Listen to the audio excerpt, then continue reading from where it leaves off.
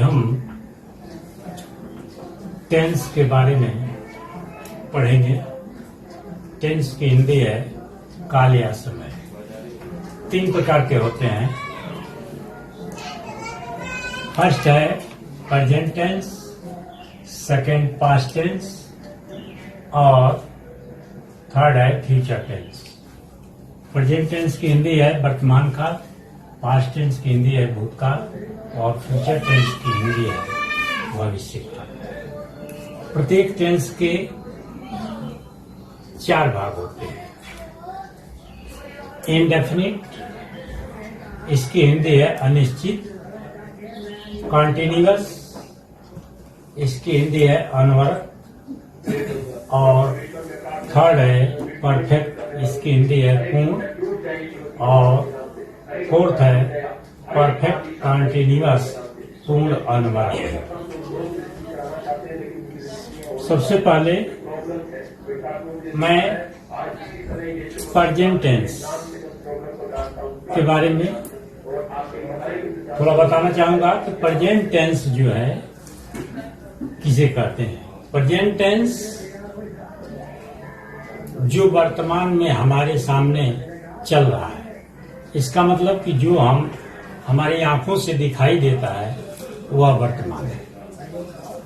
और past tense भूतकाल, जो बीत चुका है, जो हमारी आंखों से दिखाई नहीं देता है, उसको हम भूतकाल कहते हैं। और भविष्य काल जो आने वाला है, जो आगे हमारे आने वाला है, उसको हम भविष्य काल कहते हैं। जब हम बहुत सूक्ष्म इसका विभाजन करेंगे तो वर्तमान काल बहुत थोड़े समय के लिए होता है। वर्तमान काल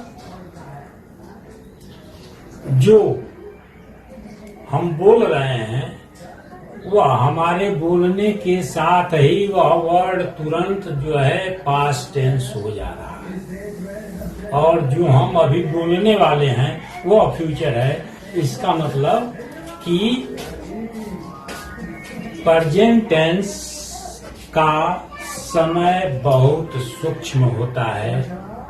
लेकिन हम जब टेंस के बारे में पढ़ते हैं तो प्रेजेंट टेंस आज के समय को हम वर्तमान मान लेते हैं और पिछले दिन के बीते हुए समय को हम भूतकाल मान लेते हैं और अगले दिन आने वाले समय को हम भविष्य काल मान लेते हैं। इस प्रकार प्रेजेंट, पास्ट और फ्यूचर टेंस का हम परिभाषित करते हैं।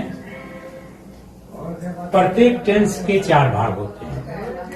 इंडेफिनिट, कॉन्टिन्यूअस, परफेक्ट और परफेक्ट कॉन्टिन्यूअस। यह चारों भाग प्रेजेंट के साथ लगेगा, यही चारों भाग पास्ट के साथ होगा और यही चारों भाग फ्यूचर के साथ होगा।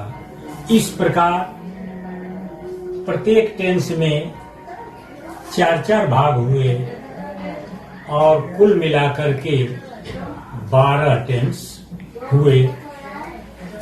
और इन 12 टेंस के लिए 12 प्रकार के नियम का प्रयोग करके हम टेंस में हिंदी से अंग्रेजी में अनुवाद करते हैं। अंग्रेजी में अनुवाद बनाने के लिए मुख्य रूप से हम 4 प्रकार के सेंटेंस का प्रयोग करते हैं, जिसमें अफर्मेटिव सेंटेंस, जिसकी हिंदी है स्वीकारात्मक वाक्य। और दूसरा है निगेटिव सेंटेंस, जिसकी हिंदी है नकारात्मक वाक्य। और तीसरा है इंट्रोगेटिव सेंटेंस, प्रश्नवाचक वाक्य। और इंट्रोगेटिव निगेटिव सेंटेंस, इसकी हिंदी है प्रश्नवाचक नकारात्मक वाक्य। हम एक टेंस के वाक्य में अफर्मेटिव, निगेटिव, इंट्रोगेटिव और इंट्रोगेटिव निगेटिव सेंटेंस। जैसे राम जाता है, वह जाने का कार्य स्वीकार कर रहा है। राम पढ़ता है, वह पढ़ने को स्वीकार करता है। और दूसरा है निगेटिव सेंटेंस, नकारात्मक वाक्य। इसमें निगेटिव कार्य के करने को इनकार किया जाता है। जैसे मैं नहीं जाता हूं, मैं नहीं पढ़ता हूं। इंट्रोगेटिव सेंटेंस, इसमें इस प्रकार के वाक्य जो है प्रश्न पूछने के लिए आते हैं। इस प्रकार के वाक्य क्या होते हैं? प्रश्न पूछने के लिए आते हैं। प्रश्न वाचक वाक्य दो प्रकार के होते हैं। पहला है yes or no type question, yes or no type question, और दूसरा है WH type question. Yes or no type question, जिन प्रश्नों का आंसर हम हाँ या नहीं में, एस आर नो में दे सकते हैं। ऐसे क्वेश्चन अंग्रेजी में हेल्पिंग वर्ब से शुरू होते हैं और हिंदी में क्या शब्द से प्रारंभ होते हैं।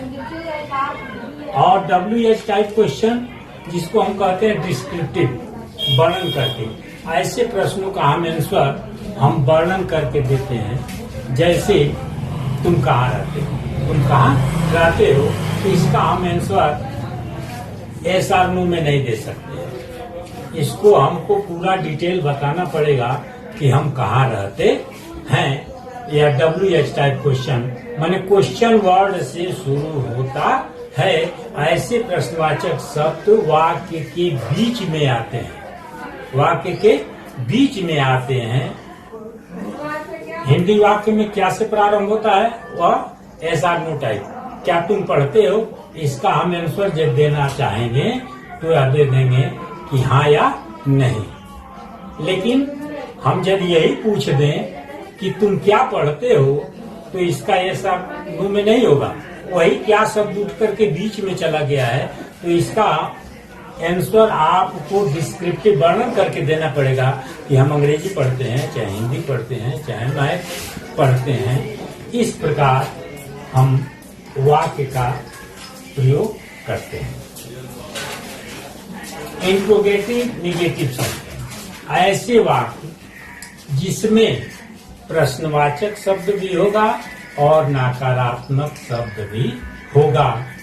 क्या तुम नहीं पढ़ते हो, क्या तुम नहीं पढ़ते हो, तुम क्यों नहीं पढ़ते हो, तुम क्यों नहीं पढ़ते हो। दोनों का इंट्रोगेटिव निगेटिव प्रश्नवाचक भी है और नकारात्मक वाक्य भी है। इस प्रकार के वाक्यों का निर्माण हम प्रत्येक टेंस में करते हैं। पूरे टेंस कितने हुए? 12, और 12 टेंस में 4 प्रकार के वाक्य, 12 चौक 48 प्रकार के वाक्य होंगे और 48 प्रकार के नियम भी अलग अलग होंगे, जिससे हम पूरे टेंस का अनुवाद हम पढ़ लेंगे। लेकिन तुम्हारे सिलेबस में पूरा 12 टेंस नहीं है, कम ही टेंस है। उसके अनुसार हम next day present indefinite tense के बारे में शुरू करेंगे। आज बस इतना ही है।